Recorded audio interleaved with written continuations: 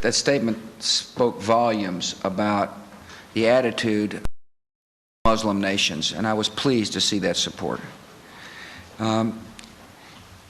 Some coalition members will feel more comfortable than other coalition members will. And my attitude is, and the attitude of my administration is, we'll accept any help that a government is comfortable in giving. Should I try to force governments to do something that they can't do? Any help is better than no help.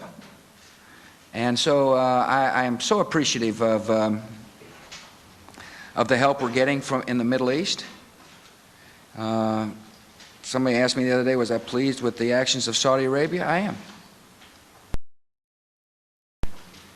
In terms of missile defense, I can't wait to visit with my friend Vladimir Putin in Shanghai to reiterate once again that the Cold War is over.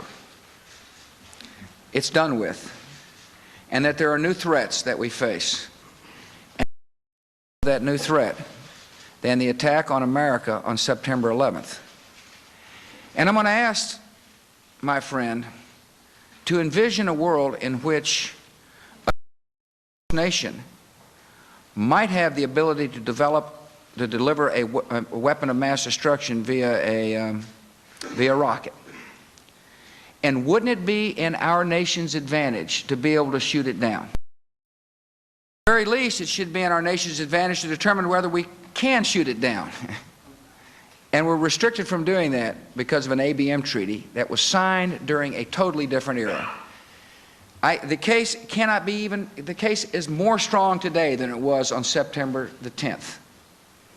That the ABM is outmoded, outdated, reflects a different time, and I am more than anxious to. And we will do what's right in regards to. If he does not agree, would you withdraw this year? Excuse me, I'm having trouble hearing John. If he does not agree with you, would you withdraw from the ABM treaty I have told this year? Mr. Putin he is outdated, antiquated, and useless, and I hope that he will join us in a new strategic relationship.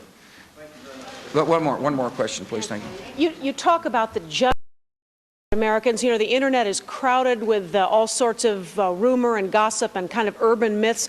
And people ask us, what is it they're supposed to be on the lookout for? Other than the 22 most wanted terrorists, what are Americans supposed to look for and report to?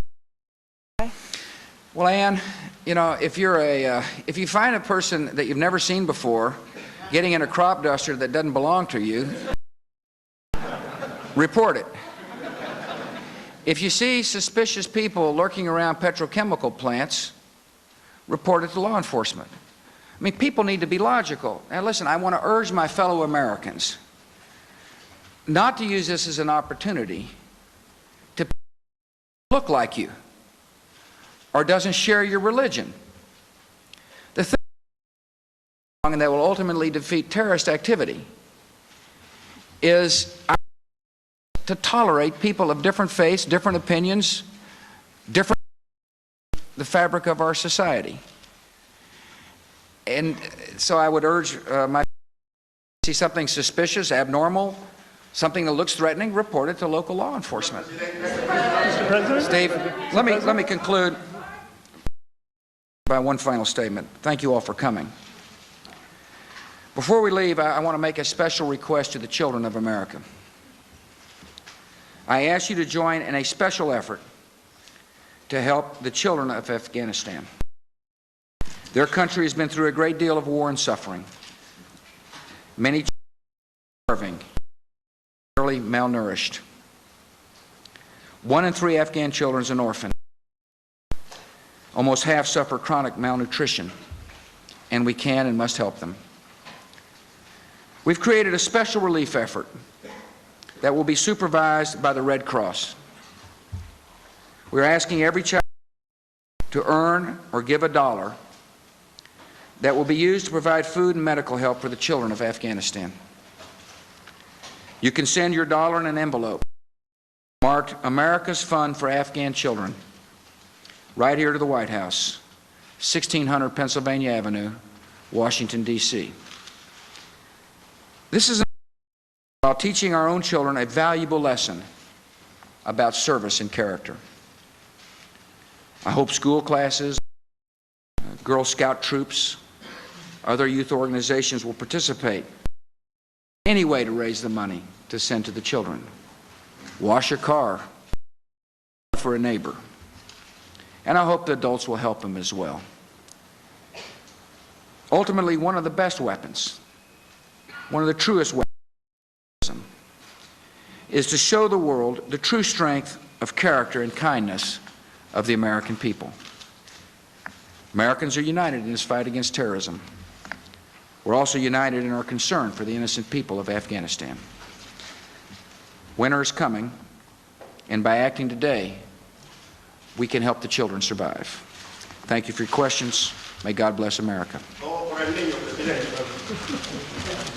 President George W. Bush, his first primetime news conference lasting almost 45 minutes and concluding with a humanitarian statement appealing to the children of this country to send $1 to help when in fact are the starving children of Afghanistan. As for that FBI warning, he said it was a general threat. He asked Americans to use common sense in reporting anybody who may be getting into a crop duster when they don't belong in it or may be lurking outside a chemical plant of some kind. He also said he does not know whether Osama bin Laden is dead or alive, but in his words, if the Taliban were to cough him up now, along with his associates, the United States would stop its attacks on Afghanistan. Let's go to NBC's Tim Russert now, our Washington bureau chief and moderator of Meet the Press. Tim, plainly this FBI warning is going to resonate around the country. No doubt about it, Tom, and it's the question the president had the most difficulty with because it's an inconsistency. Return to normalcy, relive your lives, but by the way, we're on a general state of alert. People are extremely anxious, extremely nervous, and it's very, very difficult to mold and meld those two. The president knows it. He gave the best answer you could possibly can. The fact is our lives have changed forever after September 11th. I do think, however, the real news came at 8:33 p.m. when the president said to the Taliban, here's your chance, a second chance. If you cough up Osama bin Laden and al-Qaeda, we will consider what we're doing to your country. It'd be quite interesting to see how that ripples through the country of Afghanistan tonight, tomorrow, the next day.